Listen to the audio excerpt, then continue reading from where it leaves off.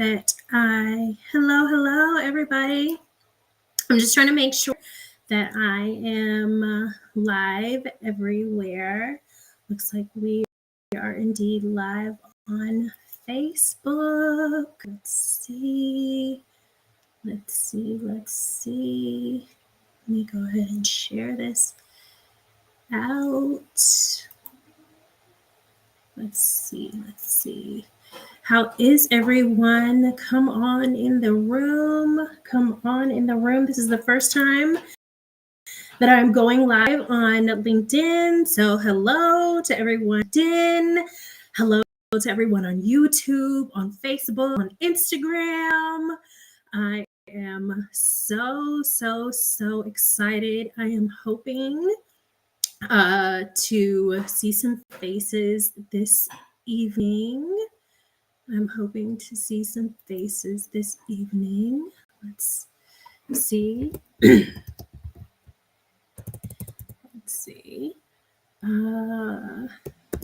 we go.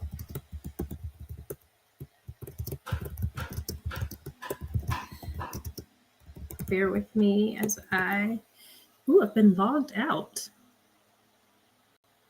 What have I been logged out of? Oh my goodness. Why in God's name was I logged out? Okay. Bear with me, y'all. Something happened with Instagram. And I got kicked out. So we're going to go back in. Sorry. Let's see. I appreciate you all being patient with me. I appreciate you being patient with me as we get going. Looks like nobody's in the room yet, so it's perfect. Here we go. Let's scroll back to the beginning of that. Okay. The devil is a liar. I finally decided that I'm going to go live literally on all my platforms, and that's when one of them decides to kick me out. Welcome back, Instagram. Hi, thank you. Whoever it is that just joined the room, please talk to me and let me know who you are and where you are from. Thank you so much for coming. Okay, we're live on Instagram. Looks like we are live on Facebook. That's great. Making sure that I am good to go on YouTube and on LinkedIn as well. It's my very first time ever going live on LinkedIn. Hello. Hi, Rashana. Thank you for coming. Welcome to the room. Just trying to make sure that I am live everywhere that I'm supposed to be live. I have no clue as to what is going on over here on LinkedIn. So I may end up having to, yes. Okay. I'm live over there as well. Okay. Hello. Hi, Miriam. Welcome to the room. Let me wave at some people. I'm super excited. Thank you all for coming. So tonight's topic is single parenting and finances. So happy Single Parents Day to all of my single parents. And really the finance information, honestly, is for any parent. It is not just for single parents, but since today is Single Parents Day, then I definitely wanted to call out all of my single parents. It is not an easy task being a single parent by any stretch of the imagination. It is definitely not an easy task being a single parent. Most single parents are thrown into it unexpectedly. And I'm sorry, let me know that you can hear me. If you can hear me, if you can give me a thumbs up or if you can say something. I think, Rashana, because you said hi, when I said hi, I think that you can hear me, but I just want to make sure. So anyhow, most single parents are just kind of thrown into it unexpectedly. I, on the other hand, have a completely separate situation wherein I chose to be okay, great. Thank you. I chose to be a single parent. So I am what's called a single parent by choice. I have a daughter that I conceived with the assistance of an anonymous sperm donor via the process of IVF. And I love men, think that men are great. Definitely desire to have a husband in the future whenever God sends the right one. But I did not want to miss out on the opportunity of being a mother, waiting on a husband. And I am now 43. I'll be 44 this year. I have to keep reminding myself of that because I keep saying I'm younger than I actually am. It's not intentional. I think it's like an internal thing. But anyway, and so I chose to be a single mother by choice on purpose. So anyhow, just a little bit about me. For those that also don't know, I am a financial coach. My business is Journey to Generational Wealth, and I support professional women of color, and I help. And what in the world is happening? Okay, guys, I am so sorry. For whatever reason, my Instagram keeps kicking me out. And I have no idea why. Hi, welcome to the room. Please let me know what platform you're coming from. I see you there, but I am on YouTube, I'm on Facebook, I'm on LinkedIn, and I was in Instagram. But for whatever reason, I keep getting kicked out of Instagram. So I'm going to try and get loaded back up there really quickly. Let's see. Oh no, that's not gonna work.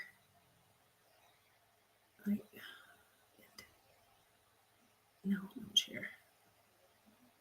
Here we go. So sorry, guys. Bear with me.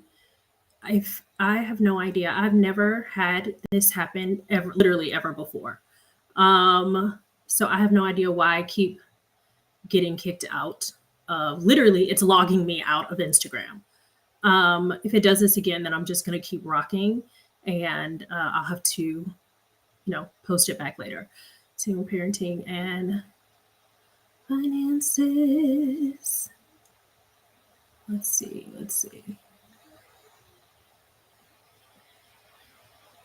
Oh my goodness. I'm so sorry, guys. This is like the craziest thing in the whole wide world. As you can see, I'm on multiple devices here trying to make, all the nuts and bolts work here. Okay. I think we're about to be back on live. Yes, we're back on Instagram. I'm so sorry. I'm not really sure what happened. So like I said, we're talking about being a single parent and finances today. And nope. So if you can still see me on Instagram, please let me know. I have no idea what is happening. I have been kicked out 3 times. Nope, it says that I am live right now. So let's see. I have blue. Oh.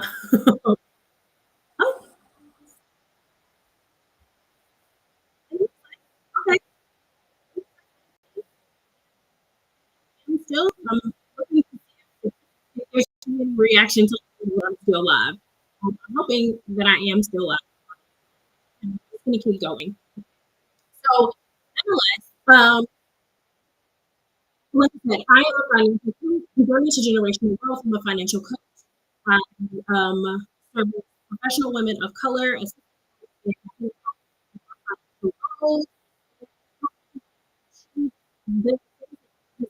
with your actual finances, making sure that helping you to map out a financial strategy to achieve financial stability and financial security on your way to generational wealth. So, as a single parent, like I said, I was saying that I am a single mother by choice. So there is no one else. I don't have a safety net. Unfortunately, it is just me. So that being said, if anything happens or if anything's needed financially, I'm the person who's solely responsible for that. And that being said, I certainly understand the concept of being a single parent and how it impacts your finances and everything that's going on.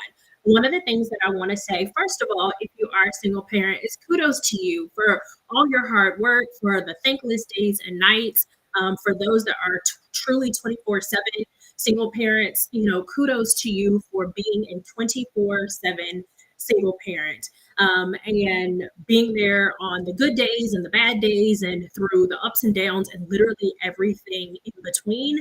Like, kudos, kudos, kudos to you.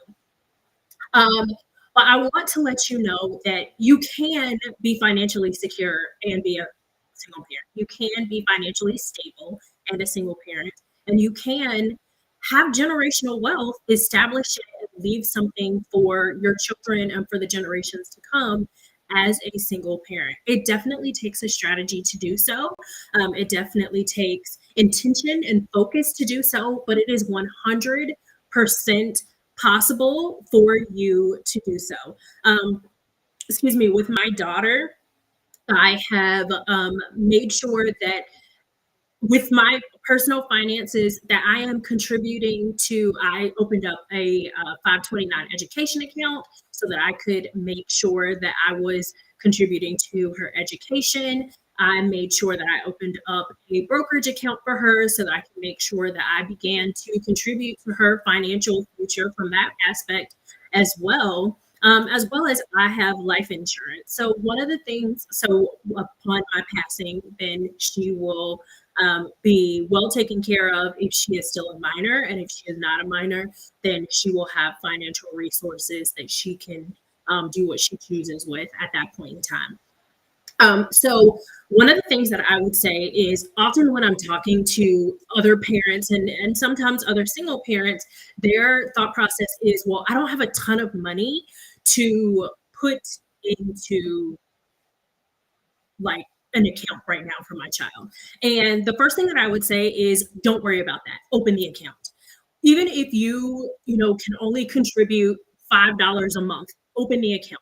Open the 529 account and start contributing to their education. Open a custodial brokerage account and start contributing to their financial future from that perspective.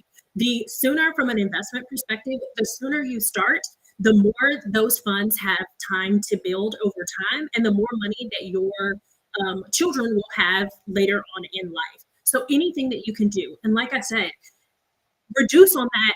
If you love Starbucks and you get Starbucks every single day of the week, maybe cut down to getting Starbucks 4 days a week, or 3 days a week, or even 2 days a week, and then put those funds into your child's 529 or into their custodial brokerage account. Whatever it is, if you have a little bit of extra discretionary money, make sure that you're budgeting it in. So when you get paid and you pay yourself first, which I tell all of my clients, make sure that you are paying yourself first. Hello, welcome to the room. Make sure that you're paying yourself first. Make sure that, and by paying yourself first, I mean, of course, you should be contributing to your retirement savings account. That's through your employer. If your employer has a match, make sure you are meeting the match. If you are not meeting that match, you're actually leaving part of your compensation on the table, because they consider that to be part of your compensation package, that match piece. So make sure that you are meeting the match. And so then in addition to that, after that, when I say pay yourself first, your emergency fund, whatever your sinking funds are, make sure you're paying into those things before you start paying out to your bills and to debt and so on and so forth. And why do I say pay yourself first? Because if you don't pay yourself first, then you are literally going to, like, the money's going to get eaten away. Your mortgage, your rent, your bills, your debt, everything else is going to eat it away. I'm not saying pay yourself first and don't pay those other things. Make sure that you have the resources to pay everything. But I am saying make sure that you take out the money that needs to go to you, your savings, whatever your financial goals are. Make sure that you have money going to those things first, and then going to your debts and your other financial obligations, like your bills and your mortgage and so on and so forth. But also factor in your children's finances into that. So factor in your children's 529 account, factor in your children's custodial brokerage account. If your children are of working age, and to be absolutely honest, if you are a business owner, then your children are of working age regardless of what their age is. Right now, my daughter is 2 years old, and I use her photo image in different things for marketing and for advertising and so on and so forth. And so I pay her for modeling because I'm able to do so. Because modeling is something that is a reasonable thing that she can do at the present age that she is. And so long as, like I said, if you're a business owner, so long as the task is, hi, welcome back, Roshana. I got kicked out before. I'm so sorry, but I'm glad that you came back. Um, give me a thumbs up and let me know that you can hear me. So long as your child is doing something that um, is reasonable for their age range, then they definitely can be paid for that. And then if they are working, then make sure you're contributing a portion of that into a custodial Roth IRA. So literally in every aspect, you're already starting to build your child's financial future. But outside of, some people are like, okay, that's great if you have all this extra money that you're talking about. And again, it's not necessarily extra money, it's prioritizing where you're putting your money. So, like, I put out a post today, and my question was 10 years from now, is it going to mean more that you went to brunch every weekend and got your nails and hair done, every month or every 2 weeks or whatever the case may be, and got a new handbag on a monthly or even a quarterly basis, bought a new pair of shoes, every month or so, got the newest iPhone or the newest, Samsung every single time one came out? Or is it going to mean more to you that you have a fully funded 12 months worth of expenses, that you have, the resources saved up to walk on to any car lot and buy your child's first car cash with no problem? That you have the financial resources put together to, you know, um, pay for your children's college cash out of pocket and not have to worry about them taking out any student loans or you taking out any student loans. Like, what is going to matter more financially? Where you put your money is where your priorities lie. And I consistently say that because it's honestly the truth. So you just have to prioritize what's important to you. Is it important that you provide your children with a solid financial foundation? Or is it important to you that, you enjoy literally 100% of the comforts of life? And then, hey, it's up to them to figure out what they're going to do with their finances on their excuse me, end of things. Sorry, whenever they grow up. That's something for you to consider. Literally, as a parent, everything that you do, everything that you say as it pertains to finances, your children are learning from. I don't know if you've ever heard of the concept of money mindset, but your money mindset is something that, it's your perspective of money. It's your relationship with money. And that is formed mainly throughout your childhood and how you're introduced to money, the things that you hear, how you interact with it, how your parents have interacted with money, so on and so forth. And so literally everything that you're already doing right now is impacting your child's money mindset. Whether you know it or not, whether it's your intention or not, it is absolutely already impacting your child's money mindset at this very moment. Excuse me. So be cognizant of that and make sure that when you're talking about money, that you're not saying negative things like, oh my God, I'm broke, or I just got paid and now I'm broke. There's a catchy tune song right now that I've seen on TikTok and I've seen on Instagram. And literally the song is like, there's like a little person dancing in, what is it, in a Power Rangers costume is the videos that I've seen it. And basically the song, the lyrics of the song are, it's Friday and I'm broke. I won't have money, I guess, until the next Friday when they get paid or whatever the case may be. You have what you say you have. So if you keep saying that you're broke, then you're going to continuously be broke. If you keep, if you have that limited mindset that there's more money, there's more month than money, then there is always going to be more month than money. And if you're speaking those things, and if you're showing those things to your children, then they're going to grow up with that same mindset. They're going to grow up with that same perspective. So make sure that you're speaking things of positivity, even if your finances are presently low and not where you want them to be. Then consider saying things like, my money is on the way. I'm building my finances. I'm building my wealth. I hear people constantly say things to the effect of they're never going to get out of debt. Um, they're never going to pay off all their student loans. Well, if you keep saying those things, and those things are going to continue to be the experience that you have as it pertains to debt, as it pertains to those student loans. So, say, hey, I'm working on my debt reduction process. I'm working on my student loan process. I am with everybody with praying that God does a massive student loan forgiveness process. I am with all of you on that. I too have student loans, and I am praying that God miraculously wipes those student loans away. I don't work for the government. I'm not a teacher, so unfortunately, I do not qualify for any of the forgiveness programs that they presently have. But my God can do all things, and I believe that. So I am believing that He is going to do miracle signs and wonders on behalf of myself and the rest of you, and wipe out all of our student loan debt. So, like I said, just to make sure that you are speaking positivity into things as it pertains to your finances, especially when you are around your children.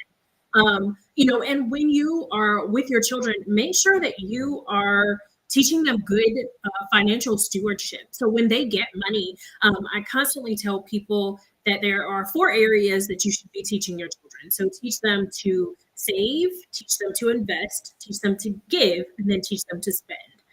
Save, invest, give, and spend. So really give. If you're a Christian, give is going to go first, 10% to give. I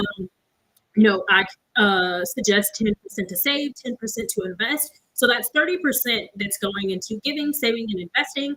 And then that leaves the other 70% for you to do, for your child to spend, if that's what they so choose to do with it. Now, depending on the circumstance, I would suggest that they save a little bit more. If there's something that your child really, really wants, start to have them. That's a way for you to teach them financial goals.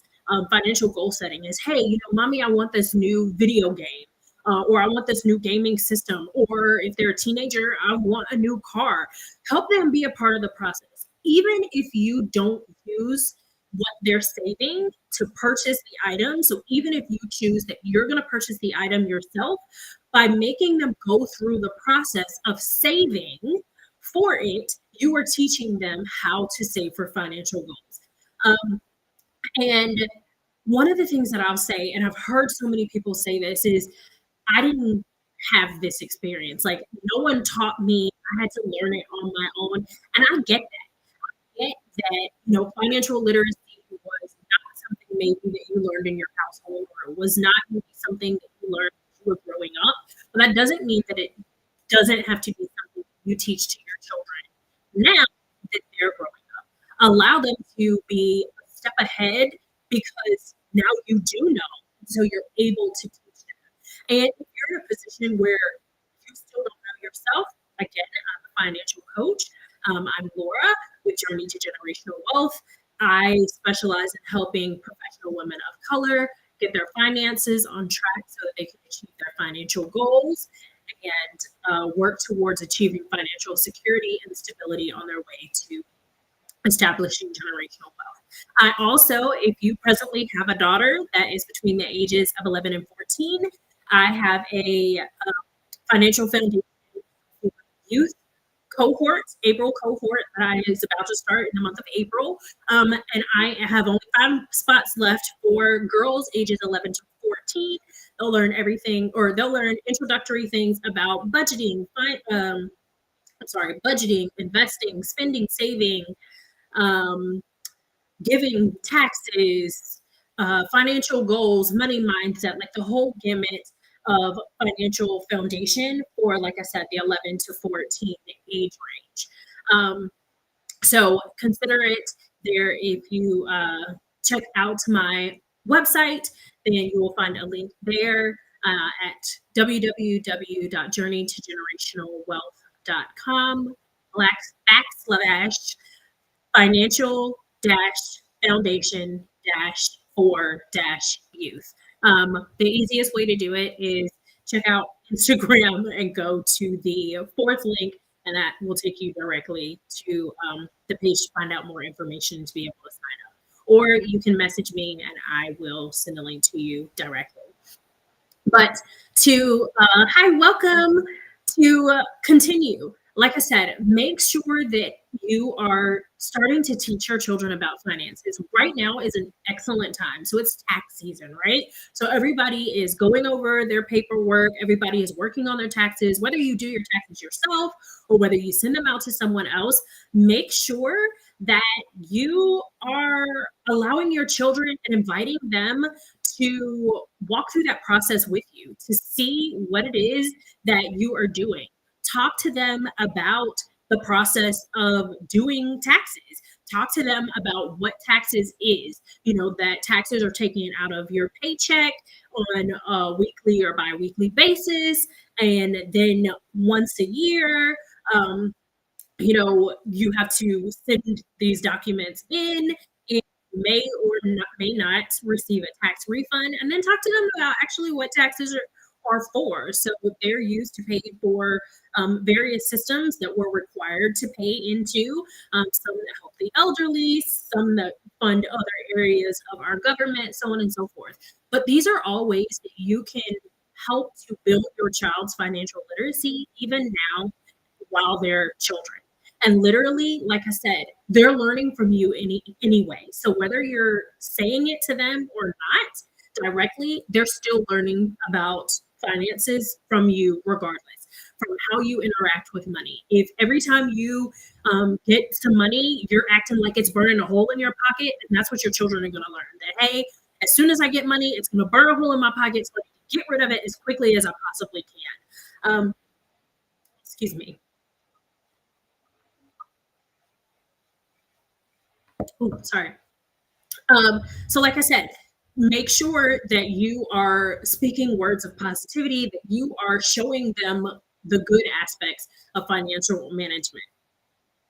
So, like I said, saving, investing, giving, and spending, those are the four main areas that I recommend that people focus on when working with their children as it pertains to finances, especially if there's something in particular that they're really interested in. If your daughter is in that 11 to 14-year-old range, and so she's, starting to get into makeup and she's starting to want to get into, doing her nails or learning about nails or learning about hair or whatever the case may be, then tell her to pick out whatever it is that she has an interest in, figure out what that costs, and then she has to help save towards it. So if she saves up 50% of the cost of it, then you'll put in the other 50% of the cost of it, and then she can purchase it. Again, these are ways to help your children, to teach them financial goal setting. So later on in life, when they want to buy a car or, get their own home and they want to buy a washer or dryer or whatever the case may be, they have that financial foundation, and they know some of the things that they need to do to be able to effectively achieve the financial goals that they have set for themselves. As it pertains to credit, because I know that's a big thing. Like, a lot of people are like, oh, do I add my child to my credit card so they can start to build credit, or do I not add it? And my advice is it really just depends on how you are with your credit card payments, as well as where you are with your own personal credit score. So if you're 750 and higher and you are literally paying that credit card off every single month, and never carrying interest on it, you have, certainly less than 30% credit card usage, but I would say even less than that, then it's something to consider to add your child. Now, I certainly would also say adding them to your credit card does not mean that you have to give them access to your credit card. I would not do that. I would teach them through other methods. So you could, teach them through the usage of like a prepaid card until they learn And then if you wanted to actually give them access to a physical card, then you would be able to do it that way. There are also some other systems that are out here that I will be providing some recommendations for in the future, or maybe not recommendations, but like letting people know about them in the future. So, anyhow, I just wanted to wrap this up. Again, this was just a few tips on single parenting and financing, and really it's parenting in general and financing. Or in finances. I am Laura, financial coach and owner of Journey to Generational Wealth. I assist professional women of color in uh, setting a financial strategy to achieve their financial goals and achieve financial stability and security on their way to their own journey to generational wealth. It was great talking to you all this evening. Thank you and goodbye.